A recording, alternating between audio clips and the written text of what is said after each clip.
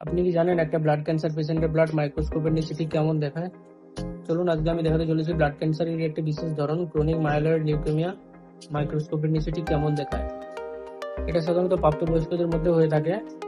চলুন দেখে নর্মাল পেশেন্টের ব্লাড ও একটা ক্যান্সার পেশেন্টের ব্লাড খালি চোখে দেখে কোনো পরিবর্তন মনে না হলেও মাইক্রোস্কোপে দেখলে অনেক মেজর পরিবর্তন দেখা যায়। চলো দেখা যাক। নর্মাল পেশেন্টের আরবিসি মাইক্রোস্কোপের নিচে ঠিক এমন দেখতে হয় এবং সে তার সমস্ত কাজে সক্ষম, যেমন ফুসফুস থেকে অক্সিজেন শরীরের সব অংশে পৌঁছে দেয়, শরীর থেকে কার্বন ডাইঅক্সাইড ফুসফুসে ফিরিয়ে দেয়, রক্তে পিএইচ ব্যালেন্স রাখে।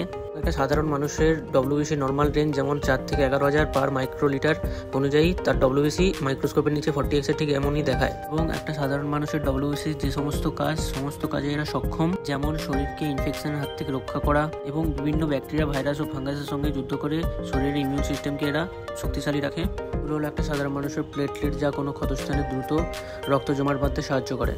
এটি হলো ওই সিএমএল পেশেন্টের ব্লাড স্মিয়ারের মাইক্রোস্কোপিক ফটো। এই ব্লাড ক্যান্সারের মূল কারণ হলো একটি অ্যাবনর্মাল ক্রোমোজোম, যাকে বলে ফিলাডেলফিয়া ক্রোমোজোম।